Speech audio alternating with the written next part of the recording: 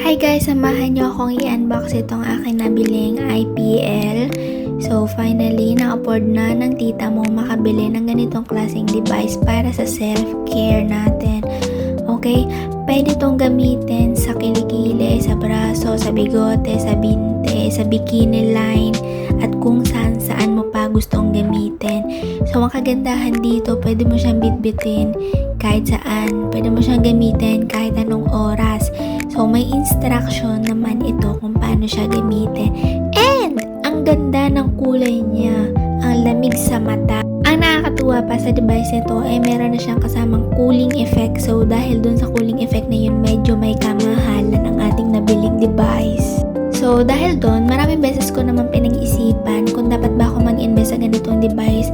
Pang matagalan na kasi ito kaysa naman monthly pupunta ako ng clinic para sa treatment, and then kinuwenta ko or tinuos ko yung magiging total ng ilang session sa clinic. Tapos yung presyo nito mismong device. So ito yung napag-desisyonan ko. Bumili na lang ako ng device at ako na lang ang gagamit para sa sarili ko.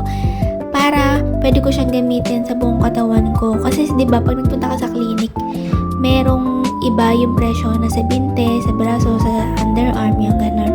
So may kasama na nga pala siyang aloe vera. At ito namang sunod na box ay may kasama na siyang pang-ahit. Dapat bago ka gumamit ng mismong device ay hitin mo muna yan, girl. So ayun, ang nakakatuwa dito, para parehas ng kulay yung device at saka yung mga kasama niya. So, ito naman yung pinaka-pouch ng device. So, kailangan pagkatapos mo gamitin, ilagay mo na agad yan para hindi siya madumihan. May kasama na rin siyang protective para sa mata. Kailangan gumamit ka nito pag gagamitin mo na yung mismong IPL para hindi ka mabulag. O, diba? Meron na rin siya nitong kasama pansaksak. So, delikado. Kaya gamitan mo ng protection sa mata. So, ito naman yung pinaka-manual niya. Babasahin natin ito mamaya kung paano gamitin ng tama ang device.